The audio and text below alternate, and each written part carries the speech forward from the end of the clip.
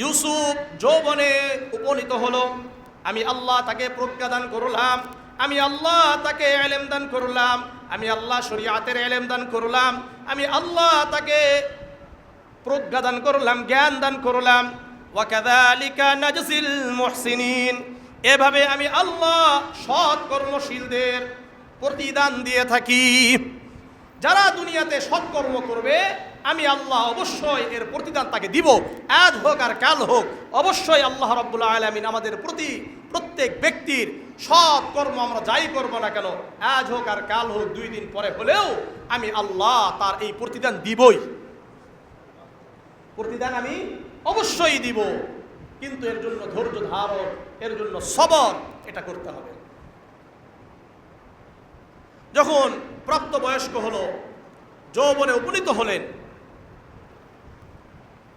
তার সৌন্দর্য যখন আরো বেশি ফুটে উঠল, আজিজে মিসরের স্ত্রী, যাকে আমরা জুলাইখা নামে জানি, কুরআন এবং সহিহ হাদিসের কোথাও ওনার নাম জুলাইখা এটা পাওয়া যায় না। কিছু তাফসীরের কিতাবে ঐতিহাসিক কথা, ওই ইতিহাসবিদদের কিছু কিতাবের মধ্যে আজিজে মিসরের স্ত্রীর নাম জুলাইখা লেখা হয়েছে, কিন্তু স্পষ্ট কোরআন অথবা হাদিসে নাই। আর এটার প্রয়োজনও নাই, আল্লাহ তাআলা প্রয়োজন ছাড়া কোনো কথা দরকার হয় না, কারণ ওই নাম জানা কি প্রয়োজন নাকি? না।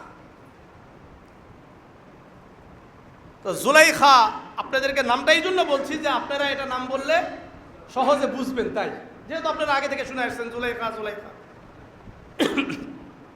আজিজা মিসরের স্ত্রী হযরত ইউসুফ আলাইহিস সালাতু ওয়াস সালামের সৌন্দর্য, হযরত ইউসুফ আলাইহিস সালাতু ওয়াস সালামের চরিত্র, হযরত ইউসুফ আলাইহিস সালাতু ওয়াস সালামের বিভিন্ন বৈশিষ্ট্যের কারণে তার প্রতি আকৃষ্ট হয়ে পড়ে। এটাই আল্লাহ রাব্বুল আলামিন কোরআনে বলছেন, ওয়ারাওয়াদাতুহু আল্লাতী হুয়া ফী বাইতিহা আন নাফসিহি ওয়া গাল্লাকাতিল আবওয়াবা ওয়া ক্বালাত হাইতা লাক। খুব মনোযোগ দিয়ে বুঝেন। ওয়ারাওয়াদাতুহু আল্লাতী হুয়া ফী বাইতিহা আন নাফসিহি ওয়া গাল্লাকাতিল আবওয়াবা ওয়া ক্বালাত হাইতা লাক। ইউসুফ আলাইহিস সালাতু ওয়াস সালাম যেই নারীর ঘরে লালিত পালিত হয়েছেন, আজিজে মিসরের স্ত্রীর ঘরে লালিত পালিত হয়েছেন, ওই নারী অর্থাৎ জুলাইখা ইউসুফ আলাইহিস সালাতু ওয়াস সালামের প্রতি আকৃষ্ট হলো। ইউসুফ আলাইহিস সালাতু ওয়াস সালামের থেকে বিভিন্নভাবে অপকর্মের দিকে প্রলুব্ধ করলো ইউসুফ আলাইহিস সালাতু ওয়াস সালামকে। ইউসুফ আলাইহিস সালাতু ওয়াস সালামকে অসৎ কাজের দিকে প্রলুব্ধ করলো, আকৃষ্ট করার জন্য চেষ্টা করলো। কোনোভাবে কোনো কাজ হয় না, বিভিন্নভাবে চাইছে কিন্তু কাজ হয় নাই। এখন কি করবে? উনি ওনার একেবারে খাস কামরা, বিশেষ কামরা, যেহেতু উনি ওই ঘরে লালিত পালিত হচ্ছেন, ওই ঘরে কাজ করেন, এখন যদি বাড়ির মালিক যারা তারা যদি ডাকে তো যেতে হয়, তো ওনাকে ডাকা হয়েছে, উনি ভিতরে গিয়েছেন। এদিকে জুলাইখা আজিজে মিসরের স্ত্রী দরজাগুলো লাগিয়ে দিয়েছে। এটা আল্লাহ বলেন ওয়াগাল্লাকাতিল আবওয়াবা, অনেকগুলো দরজা। কতগুলো দরজা? মাজমাউল বায়ান একটা কিতাব আছে, তাফসীরের কিতাব, এই কিতাবে বলা হয়েছে কানাত সাবআতা আবওয়াব, 7টি দরজার কথা বলা হচ্ছে। কয়টা? 7টি দরজা বন্ধ করে দিয়েছে। এরপরে বলছে ক্বালাত হাইতা লাক, আসো আমি তোমার জন্য প্রস্তুত, আমি তোমার জন্য প্রস্তুত, আসো আমরা মিলামিশা করি, আমরা আমাদের চাহিদা চরিতার্থ করি, আমরা চাহিদা আমাদের চাহিদা পূর্ণ করি, আমার চাহিদা পূর্ণ করি, তোমার চাহিদা তুমি পূর্ণ করো। ইউসুফ আলাইহিস সালাতু ওয়াস সালাম প্রথমে দৌড় দেন নাই। প্রথমে কি করেন নাই? দৌড় দেন নাই। উনি বলছেন ক্বালা মাআযাল্লাহ ইন্নাহু রাব্বি আহসানা মাসওয়াই, আল্লাহর পানাহ চাই, আল্লাহর কাছে আশ্রয় চাই, নিশ্চয় আমার রব আমাকে উত্তম আশ্রয়দাতা। এখানে উনি আগে দৌড় দিতে পারতেন, বাঁচার চেষ্টা করতে পারতেন, আগে বাঁচার চেষ্টা করেন নাই। আগে আল্লাহর কাছে সাহায্য চেয়েছেন, এরপরে ওয়াস্তাবাকাল বাব, এরপরে উনি দৌড় দিয়েছেন। এখান থেকে শিক্ষা কি? এখানে আমাদের শিক্ষা হলো আমরা যখনই কোনো বিপদে পড়ব সঙ্গে সঙ্গে আগে আল্লাহর কাছে চাইব, আল্লাহ আমাকে আপনি এই বিপদ থেকে রক্ষা করেন। এরপরে আমরা সুন্নাহ হিসাবে চেষ্টা করব। জ্বর হয়েছে আমার সন্তানের, আমার স্ত্রীর, আমার পরিবারের, যে কোনো অসুস্থতায় আমরা ভুগছি, যে কোনো বিপদে আমরা পড়েছি, সর্বপ্রথম 2 রাকাত নামাজ পড়ি, 2 রাকাত সালাত আদায় করে আল্লাহর কাছে চাই, আল্লাহ আমাদেরকে এই রোগ থেকে সুস্থতা দান করেন, আল্লাহ এই বিপদ থেকে মুক্তি দান করেন, আমি ঋণগ্রস্ত, আমি অসুস্থ, আমি বিভিন্ন বিপদে জর্জরিত আছে, আল্লাহ আপনি আমাকে সাহায্য করেন। এরপরে সুন্নাহ অনুযায়ী বিভিন্নভাবে আমরা চেষ্টা করব। ইউসুফ আলাইহিস সালাতু ওয়াস সালামের এই ঘটনা থেকে, এই জায়গা থেকে আমাদের শিক্ষা কি? ইউসুফ আলাইহিস সালাতু ওয়াস সালাম প্রথমে দৌড় দেন নাই, প্রথমে আল্লাহর কাছে বলছেন মাআযাল্লাহ, আল্লাহ আপনি আমাকে সাহায্য করেন, আপনার আশ্রয় চাই, আমার রব তো আমাকে উত্তম আশ্রয়দাতা। ইন্নাহু রাব্বি আহসানা মাসওয়াই ইন্নাহু লা ইফলিহুজ যালিমুন, নিশ্চয় যারা জালেম এরা কখনো সফল হয় না, যারা অত্যাচারী, যারা সীমালঙ্ঘনকারী এরা কখনো সফল হবে না, এটা আল্লাহ রাব্বুল আলামিন কোরআনে বলেছেন। এরপরে আল্লাহর কাছে পানাহ চাইলেন, আল্লাহর কাছে দোয়া করলেন, ওয়াস্তাবাকাল বাব, উভয়ে দৌড় দিয়েছেন। ইউসুফ আলাইহিস সালাতু ওয়াস সালাম জিনা থেকে বাঁচার জন্য, ব্যভিচার থেকে বাঁচার জন্য, গুনাহ থেকে বাঁচার জন্য দরজার দিকে দৌড় মারলেন। বিসমিল্লাহ বলে কি করছেন? দৌড় মারছেন। আল্লাহ রাব্বুল আলামিন এক এক করে 7টি দরজায় ইউসুফ আলাইহিস সালাতু ওয়াস সালামের জন্য খুলে দিলেন। এই জন্য আল্লাহর কাছে সাহায্য চাওয়ার পরে যদি আমরা ঈমান ইয়াকিনের সাথে চেষ্টা করি, আল্লাহ রাব্বুল আলামিন সকল দরজা আল্লাহ তাআলা খুলে দিবেন। এই জন্য যেখানে বান্দার সকল দরজা বন্ধ হয়ে যায়, আল্লাহর দরজা তখন থেকে খুলে যায়। দেখেন এখানে 2টা শিক্ষা। কূপ থেকে বাঁচার আর কোনো দরজা ছিল, কোনো উপায় ছিল? যখন সকল উপায়, সকল রাস্তা বন্ধ হয়ে গেছে, আল্লাহ রাব্বুল আলামিন একটি কাফেলার মাধ্যমে ইউসুফ আলাইহিস সালাতু ওয়াস সালামকে, ইউসুফ আলাইহিস সালাতু ওয়াস সালামের বাঁচার দরজাকে খুলে দিয়েছেন। এই 7টি দরজা খুলে বাঁচা, এটা ইউসুফ আলাইহিস সালাতু ওয়াস সালামের জন্য সম্ভব ছিল না যদি আল্লাহ সাহায্য না করতেন। এই জন্য আপনি নামাজ পড়ি, আমাদের সর্বদা নামাজের পরে আলহামদুলিল্লাহ আপনি কেন বলবেন, আস্তাগফিরুল্লাহ কেন আল্লাহ রাসূল শিক্ষা দিয়েছেন? এর কারণ হলো, ভালো করে বোঝার চেষ্টা করেন, আমার আলহামদুলিল্লাহ, আল্লাহ আপনি যদি আমাকে তৌফিক না দিতেন তাহলে আমি নামাজ পড়তে পারতাম না, আমি দান করতে পারতাম না, আমি কল্যাণকর কাজ করতে পারতাম না। আল্লাহ আপনার তৌফিকের কারণে আপনি আমাকে মসজিদে আসার তৌফিক দান করেছেন, আপনি আমাকে কল্যাণকর কাজ করার তৌফিক দান করেছেন, এই জন্যই করতে পেরেছি। এই জন্য যত ভালো কাজ রয়েছে সকল ভালো কাজ করার পরে আলহামদুলিল্লাহ বলা এবং দ্বিতীয় আস্তাগফিরুল্লাহ বলা। কেন? আল্লাহ এই যে ভালো কাজ করার সুযোগ আপনি দিয়েছিলেন, কিন্তু আমি আসলেই ত্রুটি মুক্ত করতে পারি নাই, আমার নামাজটা ত্রুটি মুক্ত হয় নাই, ত্রুটি যুক্ত হয়েছে, আমার সকল কাজ ত্রুটি যুক্ত, কারণ আমি আপনার বান্দা, আমি তো অক্ষম। আল্লাহ আপনিই তো সবল, আপনিই সমস্ত কিছু করতে পারেন, আমার এই অক্ষমতার কারণে বিভিন্ন ত্রুটি হয়েছে, বিভিন্ন ত্রুটিযুক্ত আমার ইবাদত হয়েছে। আল্লাহ আপনার কাছে ইস্তেগফার করি, এই ত্রুটির কারণে, এই বিচ্যুতির কারণে আপনি আমাকে আপনার ইবাদত থেকে বঞ্চিত করবেন না, কল্যাণকর কাজ থেকে বঞ্চিত করবেন না।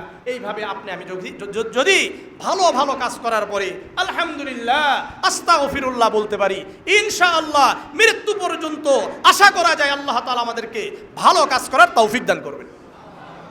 আর যদি মনে করেন আমি নিজের শক্তিতে করেছি, নিজের ইমানের শক্তিতে করেছি, না, এই কথা বলার কোনো সুযোগ নাই। আল্লাহ যদি হেদায়েত না দেন আমি আপনি প্রত্যেকে পথভ্রষ্ট হব। কারণ কি? দেখেন ইউসুফ আলাইহিস সালাতু ওয়াস সালাম সম্পর্কে আল্লাহ কি বলছেন, এখান থেকে আমাদের শিক্ষা। আমরা খালি ঘটনা শুনে চলে যাব না, আমি নবীদের ঘটনাগুলো আনছি এই কারণে যে এখান থেকে আমাদের শিক্ষা কি এটা নেওয়ার জন্য। গল্প শুনলেন করলেন না, এটা না। ওয়াস্তাবাকাল বাব ওয়াকদ্দাত কমিসহু মিন দুবরিন ওয়া আলফায়া সাইয়্যিদাহা লাদাল বাব। কি বলছেন দেখেন, ইউসুফ আলাইহিস সালাতু ওয়াস সালাম দৌড় দিয়েছেন, পিছনে পিছনে সুলাইখা দৌড় দিয়েছেন। ইউসুফ আলাইহিস সালাতু ওয়াস সালামের কাছে একটি দরজার পর আরেকটি দরজা খুলে গেল। যেতে যেতে একেবারে প্রথম যে দরজা, 1 নম্বর দরজা, এই দরজার কাছে গিয়ে যখন ইউসুফ আলাইহিস সালাতু ওয়াস সালাম বের হবে, পিছন থেকে জুলাইখা ইউসুফ আলাইহিস সালাতু ওয়াস সালামের কি এটা কাপড় টান দিলেন, পিছন থেকে ছিঁড়ে গিয়েছে। ওয়ালফায়া সাইয়্যিদাহা লাদাল বাব, একবারে প্রথম দরজার সামনে গিয়ে যখন বের হবে দেখলেন আজিজে মিসর সেখানে দাঁড়িয়ে আছে। আজিজে মিসর দাঁড়িয়ে আছে। সঙ্গে সঙ্গে জুলাইখার কথা পরিবর্তন।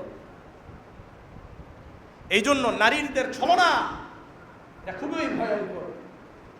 এখানে আছে, বলছে قالت ما جزاء من أراد بأهلك سوءا إلا أن يسجن وعذاب أليم। সঙ্গে সঙ্গে বলছে, হে আজিজে মিসর, যেই ব্যক্তি তোমার স্ত্রীর সাথে অসৎ কাজ করতে চায়, কুকাজে প্রস্তাব দেয়, এই ব্যক্তির শাস্তি কারাগার অথবা যন্ত্রণাদায়ক শাস্তি ছাড়া আর কি হতে পারে। এই ইউসুফ তোমার স্ত্রীর সাথে কুকাজ করতে চেয়েছিল, এর তো শাস্তি হওয়া দরকার। একে এখনই আপনি কারাগারে প্রেরণ করেন অথবা বেদনাদায়ক শাস্তির ব্যবস্থা করেন। তখন ইউসুফ আলাইহিস সালাতু ওয়াস সালাম নিজের পক্ষে পরিষ্কার পরিচ্ছন্নতা প্রকাশ করার জন্য উনি বললেন, قال هي راودتني عن نفسي وشهد شاهد من أهلها إن كان قميصه قد من قبل فصدقت وهو من الكاذبين। ইউসুফ আলাইহিস সালাতু ওয়াস সালাম বললেন, আমি কোনো প্রস্তাব দেই নাই, আমি তার প্রতি আকৃষ্ট নয়, বরং আপনার স্ত্রী আমাকে কুপ্রস্তাব দিয়েছে, আমাকে বিভিন্নভাবে তার দিকে আকৃষ্ট করার জন্য চেষ্টা করেছে। আমি কখনো খারাপ কাজ করতে পারি না। আর যদি আপনাদের প্রমাণ দরকার হয়, আপনাদের সাক্ষী দরকার হয়, তাহলে আমি আপনাদের সামনে সাক্ষী উপস্থাপন করব। আপনার স্ত্রী জুলাইখার আত্মীয়দের মধ্যে হতে একজন সাক্ষী সাক্ষ্য প্রদান করবে, সাক্ষী প্রদান করবে। হাদিসের মধ্যে, তাফসীরের কিতাবের মধ্যে আসছে যে জুলাইখার আপন বোনের সন্তান, আপন বোনের সন্তান, দুধের সন্তান, দুধের শিশু, তাকে সাক্ষী হিসাবে প্রমাণ করেছে, সাক্ষী হিসাবে উপস্থাপন করেছে। সে বলেছে, তাকে বাচ্চাটাকে নিয়ে আসা হয়েছে সবার সামনে। সে বলেছে, শোনেন, সঙ্গে সঙ্গে আল্লাহ রাব্বুল আলামিন তার জবান খুলে দিয়েছে। এখন সে বলছে, ইন কানা কামিসুহু কুদ্দা মিন কুবুলিন ফাসাদাকাত ওয়া হুয়া মিনাল কাযিবিন। যদি ইউসুফের কাপড়ের সামনে ইউসুফের, আমরা যেহেতু নবী উনি, আমরা আলাইহিস সালাতু ওয়াস সালাম, ওই সময় তো নবুয়ত প্রকাশ পাই নাই, আর তারা বলেও নাই। তারা বলেছে ইউসুফের যদি জামার সামনের দিকে ছিন্ন থাকে, ছিঁড়া থাকে, ফাসাদাকাত ওয়া হুয়া মিনাল কাযিবিন, তাহলে জুলাইখা সত্য বলেছে আর ইউসুফ মিথ্যা বলেছে। যদি সামনের দিকে ছিঁড়া থাকে, ইউসুফ মিথ্যাবাদী আর জুলাইখা সত্যবাদী। ওয়া ইন কানা কামিসুহু কুদ্দা মিন দুবুরিন ফাকাযাবাত ওয়া হুয়া মিনাস সাদিকিন। আর যদি পিছনে ছিঁড়া থাকে তাহলে ইউসুফ সত্যবাদী আর জুলাইখা মিথ্যাবাদী। তাহলে ভালো করে বুঝছেন, সামনে ছিঁড়া থাকলে কে সত্যবাদী? জুলাইখা সত্যবাদী, আর মিথ্যাবাদী হবেন কে? ইউসুফ আলাইহিস সালাতু ওয়াস সালাম। আর যদি পিছনে ছিঁড়া থাকে, ইউসুফ আলাইহিস সালাতু ওয়াস সালাম সত্যবাদী আর জুলাইখা মিথ্যাবাদী। ঠিক আছে। ফালাম্মা রাআ কামিসাহু কুদ্দা মিন দুবুরিন ক্বালা ইন্নাহু মিন কাইদিকুন্না ইন্না কাইদাকুন্না আযীম। আজিজে মিসর দেখলেন ইউসুফ আলাইহিস সালাতু ওয়াস সালামের জামার পিছনে ছিঁড়া। কোন দিকে ছিঁড়া? পিছনে ছিঁড়া দেখছেন। ইউসুফ আলাইহিস সালাতু ওয়াস সালাম সম্পর্কে সঙ্গে সঙ্গে আজিজে মিসর বললেন, ক্বালা ইন্নাহু মিন কাইদিকুন্না ইন্না কাইদাকুন্না আযীম। সঙ্গে সঙ্গে আজিজে মিসর তার স্ত্রীর দিকে তাকিয়ে বললেন, তোমাদের ছলনা, তোমাদের ফিতনা বড়ই ভয়ঙ্কর ফিতনা। তুমি তো ইউসুফকে ফাঁদে ফেলার জন্য চেষ্টা করেছো। ফাঁদে ফেলার জন্য কি করেছো? চেষ্টা করেছো। তুমি তো ইউসুফকে নিজের দিকে আকৃষ্ট করার জন্য চেষ্টা করেছো। ইউসুফ তো পবিত্র, قال إنه من كيدكن إن كيدكن عظيم يوسف أعرض عن هذا واستغفر لذنبك إنك كنت من الخاطئين এখানে কয়েকটা বিষয় ভালো করে পরিষ্কার হই। এক নম্বর, দুধের শিশু, মায়ের কোলে দোলনার শিশু, আমরা অনেকেই জানি এরকম 3 জন দুধের শিশু কথা বলেছেন, কিন্তু কোরআন এবং হাদিসের বিশ্লেষণ ভালো করে পড়লে 6 জন পাওয়া যায়। কয়জন? আমি এই 6টা আলোচনা করতে গেলে আজকে হবেই না, তো শেষ হবেই না। এই জন্য আগামী সপ্তাহে শুধুমাত্র এই 6 জন নিয়ে আলোচনা করব, যে যারা দুধের শিশু অবস্থায়, দুধ খাচ্ছে এমন অবস্থায় আল্লাহ রাব্বুল আলামিন তাদের জবানকে খুলে দিয়েছিলেন।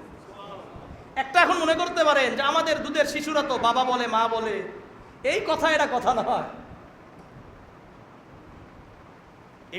এটা তো স্বাভাবিক, এগুলো কথা, এই কথা এমন কথা বলা যেটা পৃথিবীর ইতিহাস হয়ে থাকবে, এমন কথা বলেছে। তো এই 6 জনের ব্যাপারে ইনশাআল্লাহ আমি আগামী সপ্তাহে বলবো। আজকে খালি বলে দিচ্ছি কারা কারা, এগুলো মনে রাখবেন। 1 নম্বর, ঈসা ইবনে মারইয়াম, অর্থাৎ মারইয়ামের পুত্র ঈসা আলাইহিস সালাতু ওয়াস সালাম, তার মায়ের পবিত্রতার ব্যাপারে আলোচনা করেছেন। 2 নম্বর, সাহিবু জুরাইজ, বনি ইসরাইলের একজন পণ্ডিত জুরাইজের পবিত্রতার ব্যাপারে যিনি কথা বলেছেন। 3 নম্বর, বনি ইসরাইলের একজন শিশুকে তার মা দুধ পান করাচ্ছিলেন, তখন তার পাশ দিয়ে একজন সুদর্শন যুবক গেল, তার ব্যাপারে বলল, আল্লাহ আমার এই সন্তানকে তার মতো বানিয়ে দেন। সঙ্গে দুধ ছেড়ে দেয়, বলে আল্লাহ আমাকে তার মতো বানায়েন না।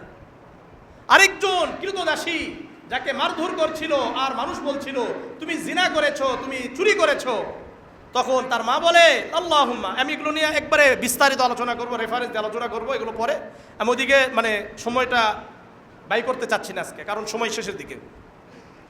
তো উনি বললেন যে আল্লাহ আপনি আমাকে এই কৃতদাসীর মতো বানান। এই ছোট বাচ্চা বলছে, বুঝা আসছে? কয় নম্বর গেল? 3।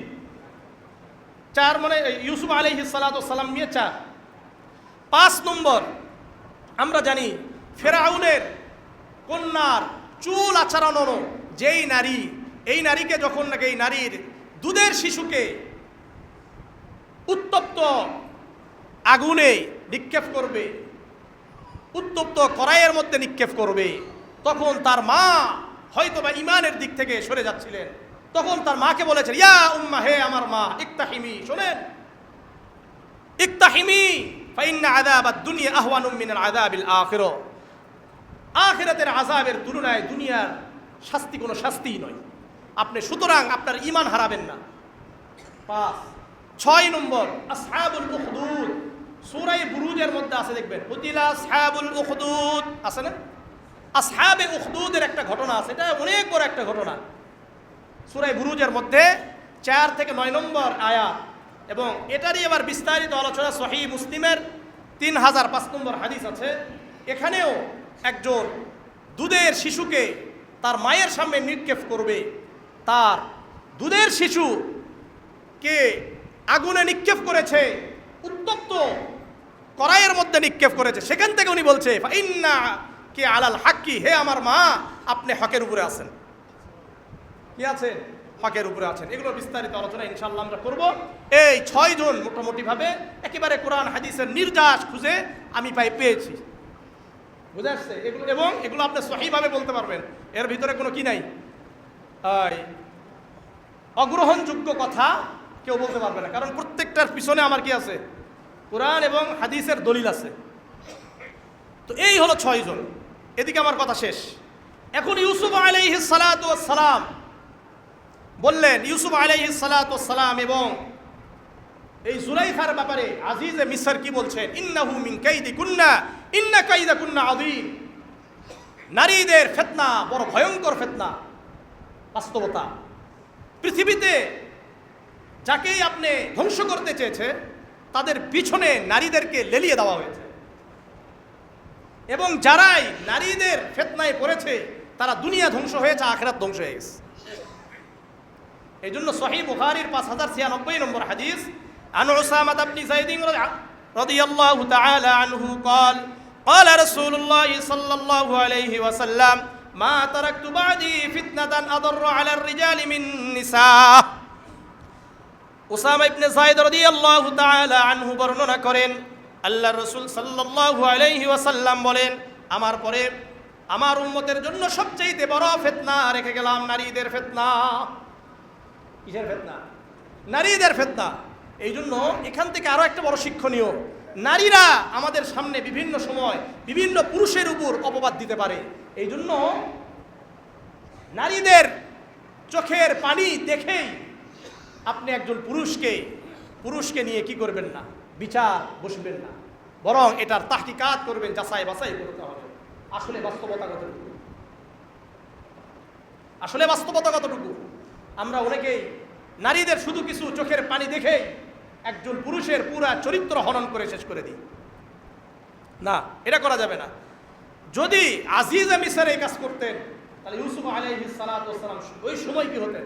অপমানিত হতেন, লাঞ্ছিত হতেন।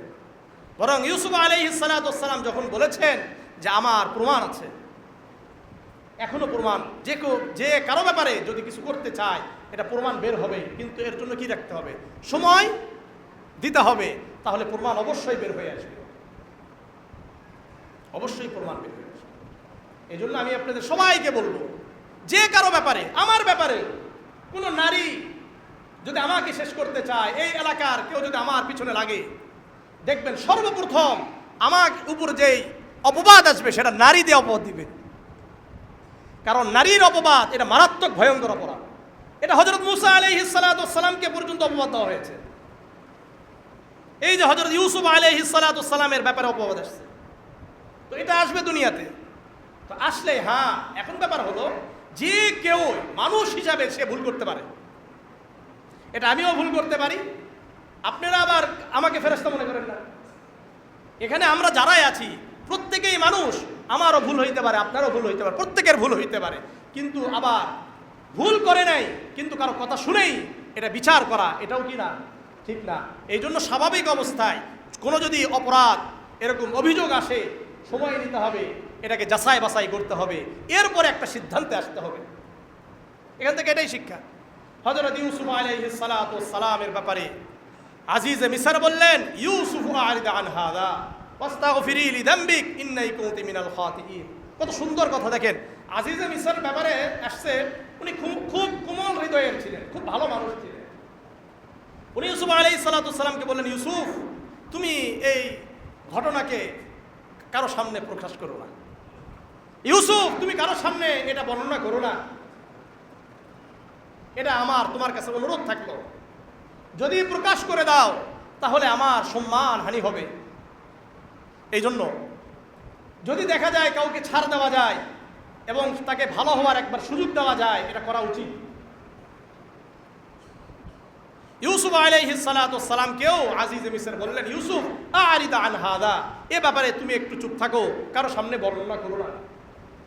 আল্লাহ রাসূলের একটা হাদিস সহিহ মুসলিমের 2699, আরেকটা সংস্করণের মধ্যে 6746 নম্বর হাদিস। এটা عن نبي هريرة رضي الله تعالى عنه قال قال رسول الله صلى الله عليه وسلم من نفس عن مؤمن كربة من كرب الدنيا نفس الله عنه كربة من كرب يوم القيامة। আবু হুরায়রা রাদিয়াল্লাহু তাআলা আনহু বর্ণনা করেন, আল্লাহর রাসূল সাল্লাল্লাহু আলাইহি ওয়াসাল্লাম বলেন, যে ব্যক্তি দুনিয়ায় কারো একটা কষ্টকে দূর করে দিবে, আল্লাহ রাব্বুল আলামিন কিয়ামতে তার কষ্টসমূহের মধ্য হতে একটি কষ্টকে দূর করে দিবেন। আপনি আমি যদি দুনিয়াতে কারো কষ্টকে দূর করে দিই, কিয়ামতে আল্লাহ আমাদের কষ্টকে দূর করে দিবেন। ওয়া ইয়াসসারা আলা মুসরিন ইয়াসসারাল্লাহু আলাইহি ফিদ দুনিয়া ওয়াল আখিরা। যে ব্যক্তি কোনো অসহায় ব্যক্তির জন্য সহজ করে দিবে, কাজকে সহজ করে দিবে, আল্লাহ রাব্বুল আলামিন দুনিয়া এবং আখিরাতে তার কাজকে সহজ করে দিবেন। ওমান সাতারা মুসলিমান সাতারাহুল্লাহু ফিদ দুনিয়া ওয়াল আখিরা। যে ব্যক্তি কোনো মুসলমান ভাইয়ের দোষকে গোপন করলো, আল্লাহ তাআলা দুনিয়া এবং আখিরাতে তার দোষকে গোপন করে দিবেন। এই জন্য মানুষের দোষ গোপন করা, হ্যাঁ আমাদের মধ্যে নিজের দলের হলে গোপন করা যায়, নিজের দলের হলে কি করা যাবে, গোপন করা যাবে। আর অন্য দলের হলে এটারে আরো কিভাবে বিশ্লেষণ করে তাকে আরো সবার সামনে লাঞ্ছিত অপমানিত করা যায় এবং ফেসবুকে বিভিন্নভাবে শেয়ার করা যায়, এই জন্য আমরা ব্যস্ত থাকি কি থাকি না।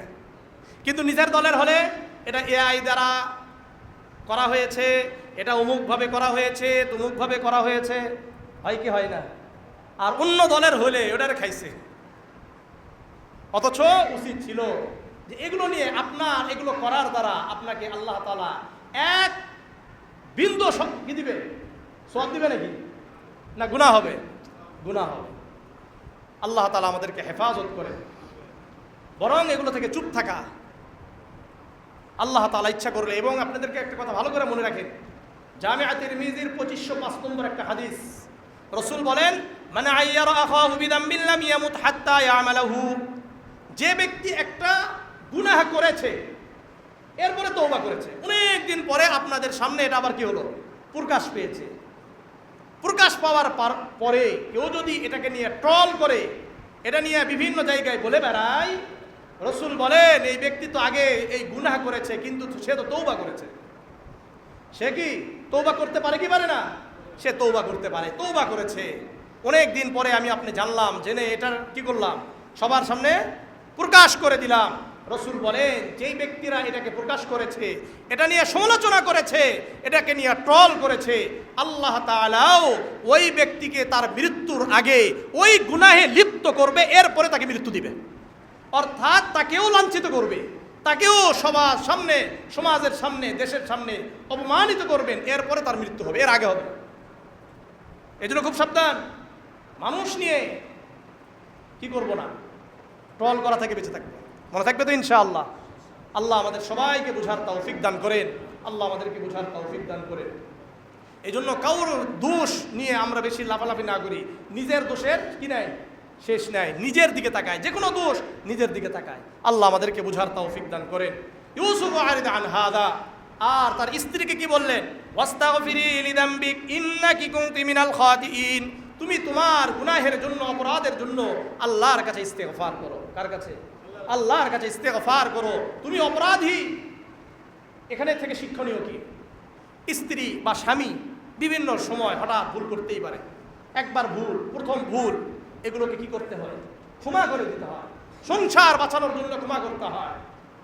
আমরা কি করি, স্ত্রীর ভুলকে নিয়ে নিজের পরিবারের সবাইকে জানাই, স্বামীর ভুল নিয়ে স্ত্রী তার পরিবারকে জানায়, আশেপাশের লোকদেরকে জানায়। এই জানানোর কারণে পরবর্তীতে আবার ফিরে আসা এটা তার জন্য কঠিন হয়ে যায়, এবং সবার সামনে সে সারা জীবন মাথা নিচু করে চলতে হয়। এটা না করা, বরং সবচেয়ে সর্বোচ্চ চেষ্টা করা যে সন্তান আছে, পরিবার আছে, এই জন্য স্ত্রীর ভুলকে নিজে সংশোধনের জন্য চেষ্টা করা, স্বামীর ভুলকে স্ত্রী চেষ্টা করবে তার সংশোধনের জন্য, কাউকে না বলে। এরপরে যদি দেখা যায় যে হচ্ছেই না, তখন একেবারে কাছের লোকদের দ্বারা কি করবে, চেষ্টা করবে। যদি এরপরেও না হয়, তাহলে এরপরে আস্তে আস্তে কি হয়ে যাওয়া, আলাদা হওয়াটাই কি তাদের জন্য উত্তম। কিন্তু প্রথমেই আঘাত না করো। দেখেন এখানে কি বলছে, ওয়াস্তাগফিরি লিযামবিক ইন্নাকি কুনতি মিনাল খাতিইন, তুমি আল্লাহর কাছে ইস্তেগফার করো, তুমি তো অপরাধী। এই জন্য আরেকটা ব্যাপারে হলো এটা, যে অপরাধকে সঙ্গে সঙ্গে স্বীকার করে নেওয়া। আমাদের সন্তানদের অপরাধ আমরা দেখি না। এখানে আজিজে মিসর থেকে শিক্ষণীয়, তার স্ত্রীর গুনাহকে, অপরাধকে সঙ্গে সঙ্গে মেনে নিয়েছেন এবং তাকে বলছে তুমি অপরাধী, সুতরাং তোমার এই অপরাধ থেকে তোমাকে বাঁচতে হবে। এই অপরাধ থেকে কি করতে হবে, বাঁচতে হবে। এখান থেকে আজকের আমরা পুরা আলোচনা থেকে আমাদের কয়েকটা বিষয় পরিষ্কার হয়। 1 নম্বর, সকল দরজা যখন বন্ধ হয়ে যাবে, কার দরজা খোলা থাকে? আল্লাহর দরজা খোলা থাকে। 2 নম্বর, আমাদের এটা সবাইকে ওইখান থেকে অনুধাবন করতে হবে যে আমাদের যখন কোনো বিপদ হবে, কোনো জায়গা থেকে আমরা বাঁচতে চাই, খারাপ থেকে বাঁচতে চাই, সর্বপ্রথম আমরা কার কাছে পানাহা চাবো? সর্বপ্রথম কার কাছে দোয়া করব? আল্লাহর কাছে দোয়া করব। এরপরে ইউসুফ আলাইহিস সালাতু ওয়াস সালাম দোয়া করেছেন, এরপরে বাঁচার জন্য চেষ্টা করেছেন। আমাদেরকেও শুধুমাত্র সিজদায় পড়ে থাকলে হবে না, বরং আল্লাহর কাছে বলার পরে আমাদেরকে কি করতে হবে? চেষ্টা করতে হবে সুন্নাহ হিসাবে। অসুস্থ, এখন আমি কার কাছে যাব?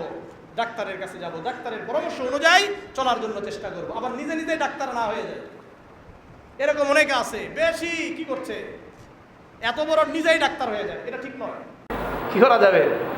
তাদের মধ্যে তার প্রতি সাধারণত চাহিদা কমিয়ে দিলেন আল্লাহ তাআলা। কারণ তাদের ভিতরে যদি চাহিদা থাকে তাহলে ইউসুফ আলাইহিস সালাতু ওয়াস সালাম তার গন্তব্যে পৌঁছতে পারবেন না, অর্থাৎ মিশরের দরবারে, মিশরের রাজপ্রাসাদে ঢুকতে পারবেন না।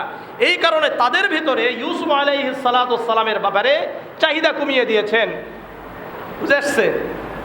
ওয়াসাররুহু বিদুআ, তারা সঙ্গে সঙ্গে ইউসুফ আলাইহিস সালাতু ওয়াস সালামকে গোপন পণ্য হিসেবে গ্রহণ করলেন। তারা গোপন করে দিল যে কেউ যেন না জানে।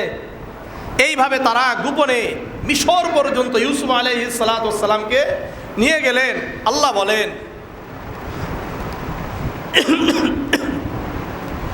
ওয়াসাররুহু বিদুআ ওয়াল্লাহু আলীমুম বিমা ইয়ামালুন। আল্লাহ বলছেন আমি তো তারা যা কিছু করছে এটা স্বচক্ষে দেখছি, আমি সব ব্যাপারে অবগত রয়েছি।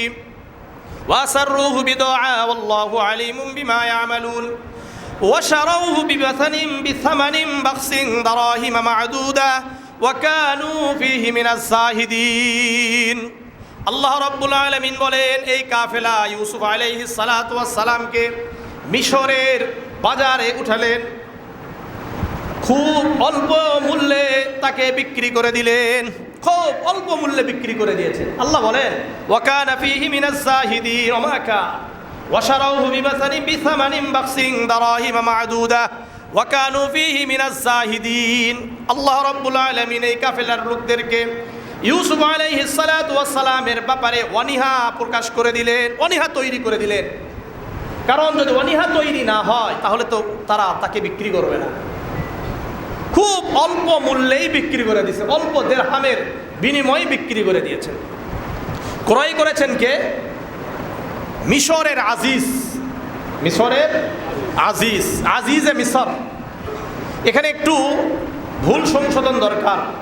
আমাদের সাধারণ যারা বিভিন্ন জায়গায় আলোচনা করেন ওনারা এই আজিজে মিশরকে মিশরের বাদশাহ বানায় দেয়, কিন্তু আসলে উনি কি নয়, বাদশাহ নয়, বাদশাহ আলাদা, মিশরের বাদশাহ আলাদা আর আজিজে মিশর আলাদা। আজিজে মিশর হলো রাজপ্রাসাদের উচ্চ কর্মকর্তা, উচ্চ পদের একজন কর্মকর্তা, তাকে আজিজে মিশর বলা হয়। কিন্তু আমাদের মধ্যে অনেকের এই একটা ধারণা আছে যে উনিই কি ছিলেন, বাদশাহ ছিলেন। না, এটা ভুল কথা। তাহলে এখানে সুলতান শব্দকে ব্যবহার করতেন অথবা মালিক শব্দ ব্যবহার করতেন, যার দ্বারা উদ্দেশ্য বোঝা যায় তো কি উনি বাদশাহ। আজিজে মিশর বলা হয়েছে। তো আজিজে মিশর তাকে ক্রয় করে উনি ওনার রাজপ্রাসাদে নিয়ে গেছেন। وقال الذي اشتراه من مصر لامرأته أكرمي مثواه عسى أن ينفعنا أو نتخذه ولدا। আজিজ মিশর ইউসুফ আলাইহিস সালাতু ওয়াস সালামকে কিনে তার ঘরে নিয়ে গেলেন। যাওয়ার পরে তার স্ত্রীকে বললেন আকরিমি মাথওয়াহু, এই কিশোরকে তুমি সসম্মানে রাখবে, এই কিশোরকে সম্মানের ব্যবস্থা করো, তার জন্য সম্মানজনক থাকার ব্যবস্থা করে দাও। আসা আইয়ানফা'না আও নাত্তাখিযাহু ওয়ালাদা, কেননা আমি আশা করছি এই কিশোর আমাদের উপকারে আসবে। আও নাত্তাখিযাহু ওয়ালাদা, অথবা আমরা এই কিশোরকে আমরা নিজেদের সন্তান হিসাবে গ্রহণ করব। এখানে একটা ব্যাপার, সেটা হলো আজিজে মিশর খুবই দূরদর্শী ব্যক্তি ছিলেন। এই জন্য ইউসুফ আলাইহিস সালাতু ওয়াস সালামকে দেখা মাত্র উনি ওনাকে ক্রয় করেছেন।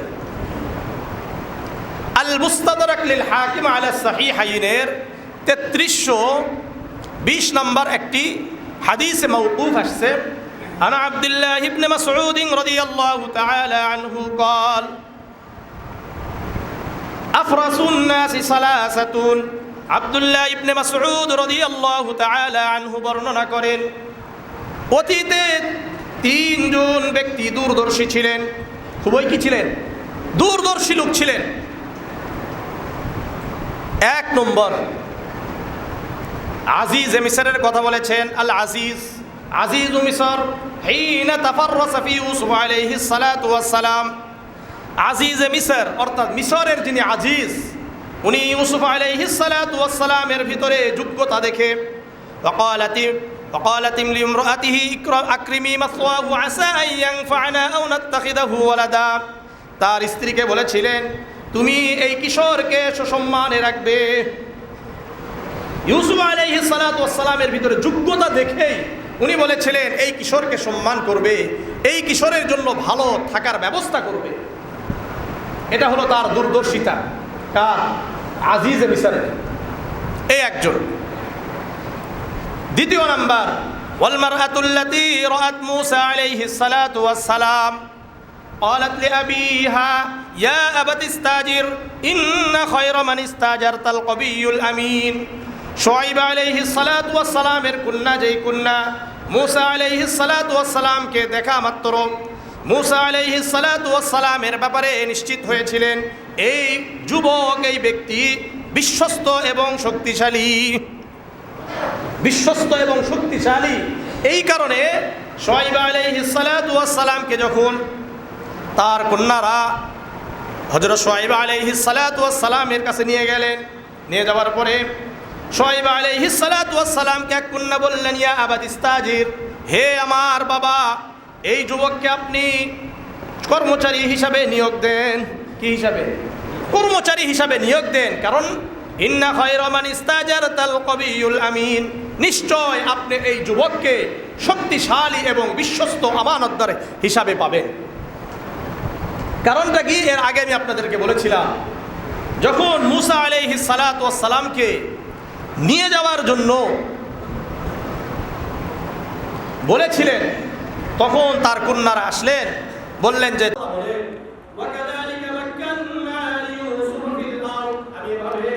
হযরত ইউসুফ আলাইহিস সালাতু ওয়াস সালামকে মিশরে প্রতিষ্ঠিত করলাম। কোথায় প্রতিষ্ঠিত করেছেন? মিশরে। উনি যখন চলাফেরা করেন, বিভিন্ন জায়গা চলাফেরা করেন, আস্তে আস্তে আল্লাহ রাব্বুল আলামিন তার বিশ্বস্ততা, তার কর্মকাণ্ডের কারণে বিভিন্ন মানুষ তার প্রতি আকৃষ্ট হচ্ছিলেন। এভাবেই মানুষ